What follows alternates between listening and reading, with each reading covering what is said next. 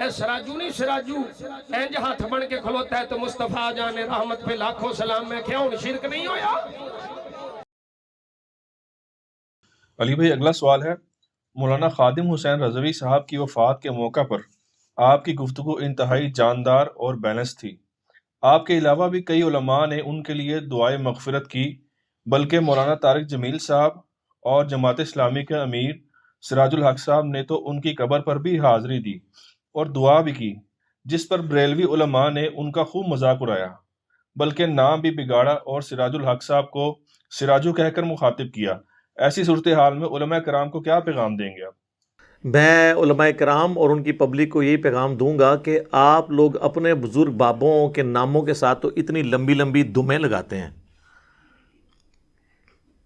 10 دفعہ اگر نام لیتے ہیں نا ایک ویڈیو میں تو 10 دفعہ ان کے ساتھ وہ پوری دمیں لگاتے ہیں اور پھر بعد میں بھی لگاتے ہیں۔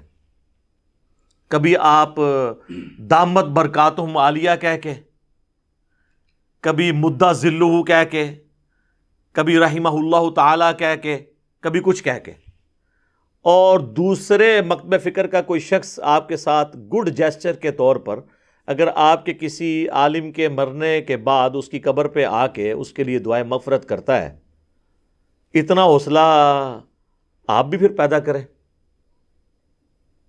یہ لوگ تو آپ کو پتہ ہے کہ ویڈیوز ریکارڈڈ موجود ہیں، یہ تو کہتے ہیں نکاح بھی ٹوٹ گیا، ٹھیک ہے۔ وہ انڈیا کی ایک ویڈیو وائرل ہوئی ہے نا جس میں وہ نکاح پڑھاتے پھر رہے ہیں، ٹھیک ہے، کیونکہ بریلوی علماء نے فتویٰ دیا تھا کہ چونکہ یہ دیوبندی کا انہوں نے جنازہ پڑھا ہے تو ساروں کے نکاح ٹوٹ گئے ہیں، تو وہ دوبارہ اپنے تجدید نکاح کرتے پھر رہے تھے۔ تو اس اعتبار سے تو میں کہتا ہوں کہ مولانا طارق جمیل صاحب اور سینیٹر سراج الحق صاحب جو جماعت اسلامی کے امیر ہیں، ان کا تو بڑا جگر ہے کہ وہاں پہ پہنچے ہیں، اور اس کے جواب میں یہ لوگ اس طریقے سے ان کا نام بگاڑ رہے ہیں، اور یہ ویڈیو ایک بریلوی عالم کی موجود ہے اور وہ بڑے اعتماد کے ساتھ ان کا نام بگاڑ رہا ہے، اور پھر اس کے بعد اپنی پبلک کو یہ بتانے کی کوشش کر رہا ہے کہ شاید یہ لوگ جو ہیں وہ مرنے کے بعد کسی کی قبر پہ جانے کے یا اس کے لیے دعا کرنے کے قائل نہیں ہیں۔ وہ کہتے ہیں یہ کل تک تو کہتے تھے شرک ہوتا ہے۔ بھئی کس دیوبندی یا کس اہل حدیث نے یہ کہا ہے کہ قبر پہ جا کر مردے کے لیے دعا کی جائے تو یہ شرک ہوتا ہے؟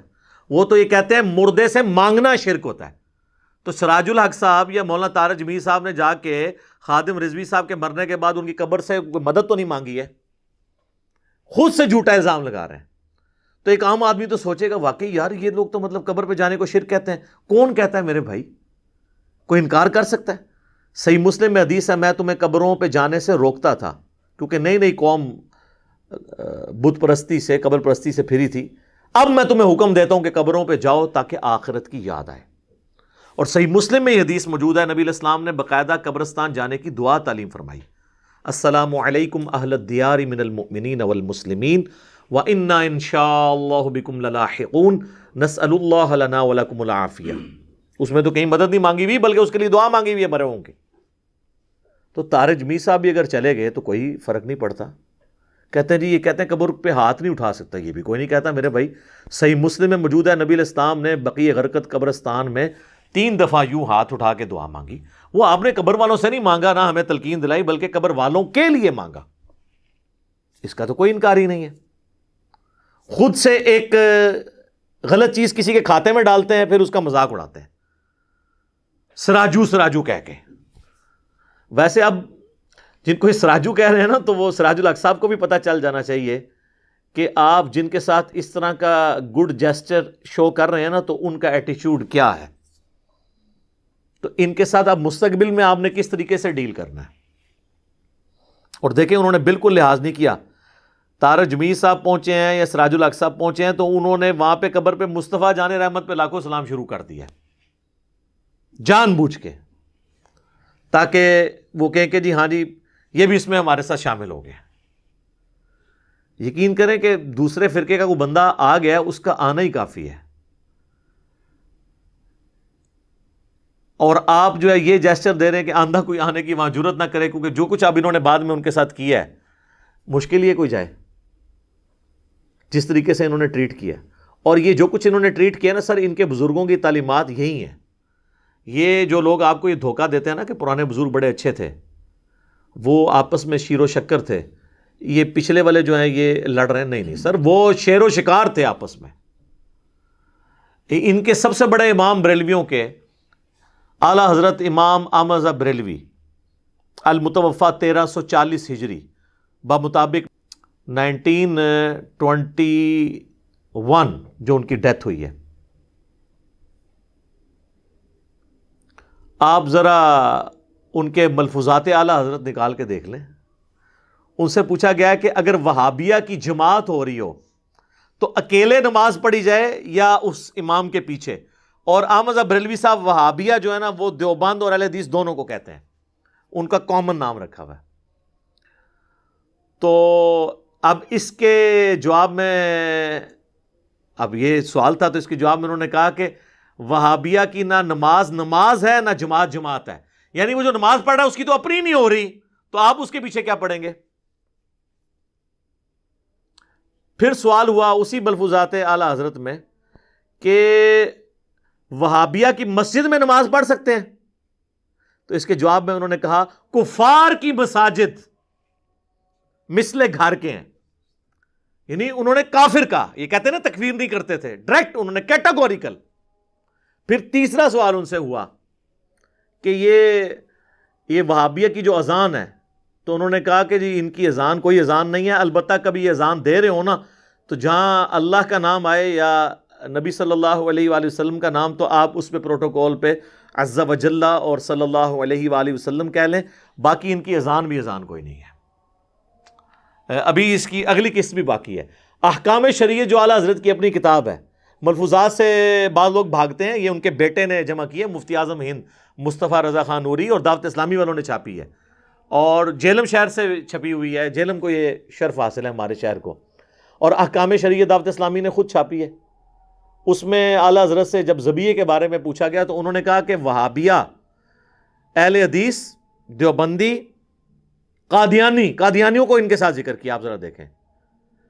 اور روافظ کہتے ہیں کہ جی ان کا جو ذبیحہ ہے نا وہ حرام ہے، اگرچہ 1,00,000 دفعہ اللہ کا نام لیں ان کا ذبیحہ حرام ہے. اور ساتھ لکھا کہ یہود و نصارہ کا ذبیحہ حلال ہے. تو اس کا مطلب ہے کہ جو لوگ اہل حدیث اور دیوبندیوں کو یہودیوں اور نصرانیوں سے بدتر سمجھتے ہیں، تو وہ لوگ ہمارے اختلاف رائے کو کہاں سے قبول کریں گے؟ اب یہ لاکھ اہل حدیث کے علماء جو ان کو خوش کرنے کے لیے کہہ دیں کہ ہم ایک تسبیح میں پروئے گئے ہیں، تینوں فرقے، تسبیح ورڈ کے پر ہماری ہے. وہ آپ نے دیکھا نہیں تھا جب بابا جی کا کلپ آیا تھا اذان کے بارے میں، وہ لوگ کہہ رہے تھے ان کے یار ان کو تو چھوڑیں، کہتے ہیں ڈبنگ ہوگی، ڈبنگ نہیں ہوئی، سب کو پتا ہے، کہنے والے کو بھی پتا ہے، سب کو پتا ہے. انہوں نے آخری وقت تک اس کو ڈس آن نہیں کیا. یہ میں خادم رضوی صاحب کو سلوٹ کرتا ہوں کہ انہوں نے ڈس آن نہیں کیا، وہ جینوئنلی انہوں نے بات کی تھی، خود نہیں انہوں نے تردید کی ہے. تو اعلیٰ حضرت نے تو لکھ کے کی ہوئی ہے. تو اس پہ انہوں نے کیا مزار اقبال کے اوپر کہا تھا کہ جی چھڑ دو وہابیاں دی کیڑی جان ہے تے سوراں دے زور نے. اور یہ میں بتاؤں اتنی موٹی گال یہ ہے کہ اگر آپ اس کی شرح بیان کریں نا، یعنی جس طرح مخلوق میں سور جو ہے نا ایک بدترین جانور ہے، اس طرح سوروں کے اندر اگر کوئی بدترین سور ہے نا تو یہ ہے مطلب چھڑ دے انہاں دی کیڑی گل ہے تے سوراں دے سور نے. یہ پنجابی میں انہوں نے کہا تھا، میں نے اردو میں ٹرانسلیٹ کیا. تو جب یہ رویے ہوں تو پھر آپ اور دیکھ لیں جی، انہوں نے جن کو کہا سوراں دے سور، اور وہ یاد رکھیں یہ اذان تھی دیوبندیوں کی، کیونکہ بادشاہی مسجد میں جو اذان ہو رہی تھی نا بادشاہی مسجد دیوبندیوں کے پاس ہے. یہ دیوبندیوں کے بارے میں انہوں نے کہا ہے. وہابی میں نے بتایا نا کہ دیوبندی اور حدیث دونوں کو یہ کمبائنڈ فارم میں وہابی کہتے ہیں. تو جن کے بزرگ یہ کام کریں اور پھر حوصلہ دیکھیں انہی کی قبر پہ جا کے کسی کا دعا کرنا، تو میرا خیال ہے کہ اس کو بجائے اپریشیٹ کرنے کے الٹا وہ کہہ رہے جی سراجو کو دیکھو پہنچا ہوا تھا وہاں پہ، کس طرح نام بگاڑتے ہیں. تو ان کے کسی عالم کا نام آپ بغیر پروٹوکول کے لے لینا تو کہتے ہیں اس کو تمیز ہی نہیں بات کرنے کی، اور اپنے بابوں کے ناموں کے ساتھ دمیں لگا کے بیان کر رہے ہوتے ہیں. اور دوسروں کے بارے میں ان کا یہ کرائٹیریا ہے. میں تو مطلب ان کے لیے دعا ہی کر سکتا ہوں کہ اللہ تعالیٰ ان کو جو ہے وہ ہدایت دے. اور یہ جو دراڑیں ان بزرگوں نے ڈالی ہیں نا یہ ختم ہونے والی نہیں ہے. طارق جمیل صاحب تو اپنی ویڈیوز میں کہتے ہیں نا کہ جی اتحاد امت ہوگا جب ہم اپنا چھوڑے نہ اور کسی کا چھیڑے نہ. سر اپنا پہلے چھوڑنا پڑے گا آپ کو. جب تک باب سلامت ہے اتحاد امت نہیں ہو سکتا, کیونکہ بابوں نے بہت بڑی دراڑ ڈالی ہے. حسام الحرمین کے اندر احمد بریلوی صاحب نے اہل حدیثوں کے بارے میں لکھا ہے چوتھا فرقہ وہابیہ شیطانیہ, اور کہا کہ جس طرح روافظ شیطان اتاق کے پیروکار ہیں, یہ جو وہابی ہیں یہ شیطان لعین ابلیس کے پیروکار ہیں. اور پھر انہوں نے 4 علماء دیوبند پہ کفر کا فتویٰ لگایا اور 5ویں غلام احمد قادیانی دجال کے اوپر, اور کنکلوڈ کرتے ہوئے لکھا کہ جی یہ سب کے سب بالاجماع مرتد یعنی واجب القتل ہے اور اسلام سے خارج ہیں. یعنی تمام دیوبندیوں کو انہوں نے, اور اس میں لکھا ہے ان کے کفر میں شک کرنے والا بھی کافر ہے. تو دیوبندی اپنے بزرگوں کے کفر میں شک, بلکہ وہ یقین کرتے ہیں کہ انہوں نے نہیں کیا, تو کروڑوں دیوبندیوں کو اسلام سے نکال گئے ہیں 1905 میں. اور کتاب کا نام رکھا حسام الحرمین, حرمین کی تلوار. اس کے جواب میں 1906 میں شیخ خلیل احمد سہارنپوری, جو شیخ زکریا کاندلوی فضائل اعمال والوں کے پیر ہیں, انہوں نے کتاب لکھی المہند علی المفند. انہوں نے بھی پھر اپنا روح راضی کیتا ہے نا, ہند کی تلوار ایک سٹھیائے ہوئے بابے یعنی احمد بریلوی کے اوپر, المفند کہا. اس میں انہوں نے لکھا کہ یہ احمد بریلوی ان کی جماعت ایک شیطانی لشکر ہے جو ہم پہ حملہ آور ہو گیا ہے. اور لکھا ہم علماء دیوبند پر رضی اللہ عنہم جس طرح کے شیاطین حملہ آور ہوتے تھے انبیاء پر. 14ویں صدی کے علماء کو رضی اللہ عنہم کہا اور مخالفین کو, یعنی کروڑوں بریلویوں کے امام ان کی پوری جماعت کو شیطانی جماعت کہہ دیا. اور آپ کو مزے کی بات بتاؤں, المہند کے اندر صرف بریلویوں کو نہیں انہوں نے یہ کہا, المہند میں اہل حدیث کے بارے میں انہوں نے لکھا ہے کہ اہل حدیث جو ہے نا یہ محمد بن عبد الوہاب کے پیروکار ہیں, اور یہ خوارج کی ایک جماعت ہے جو دین سے خارج ہو چکی ہوئی ہے. آج ویسے ریالوں کے چکر میں یہ ایک ہوئے میں فنڈ لیتے ہیں وہاں سے, ادروائز سعودیہ والے محمد بن عبد الوہاب صاحب کو مجدد مانتے ہیں, اور المہند میں انہوں نے ان کو خارجی ڈکلیئر کیا, اور وہ اس لیے کیا کہ ان کے بابا جی رد المحتار فتاوی شامی میں ابن عابدین شامی نے ان کو خارجی ڈکلیئر کیا ہے. المہند سے یہ نکال بھی دیں تو علامہ شامی کے فتوے سے تو اعلان برات کر ہی نہیں سکتے. اور یہی فتویٰ سیم جال حق کے مقدمے کے اندر مفتی احمد خان نعیمی صاحب نے بھی نقل کیا ہے کہ یہ خوارج کی ایک جماعت ہے جو امام وقت پہ جس نے خروج کیا اور انہوں نے دین سے ہی باہر نکالا ہوا ہے. تو یہ اتنی بڑی بڑی دراڑیں جب بزرگوں نے ڈال دی ہوئی ہیں تو پچھلوں نے پھر یہی کرنا ہے نا, سراجو کہنا ہے اور کبھی کوئی الزام لگانا ہے, کبھی کوئی الزام لگانا ہے. تو میرا خیال ہے اس کے بعد اب عوام کی آنکھیں کھل جانی چاہیے کہ ہم اس طرح کے ایشوز کے اوپر بات کیوں کرتے ہیں. میرا مقصد ان باتوں کو کر کے فرقہ واریت کو اجاگر کرنا نہیں ہوتا, بلکہ فرقہ واریت کو ننگا کرنا ہوتا ہے. اگر یہ باتیں اچھالنے کے بعد میں یہ کہوں نا یہ سارے کافر ہیں, پھر تو آپ کے اس نے فرقہ واریت کر رہا ہے.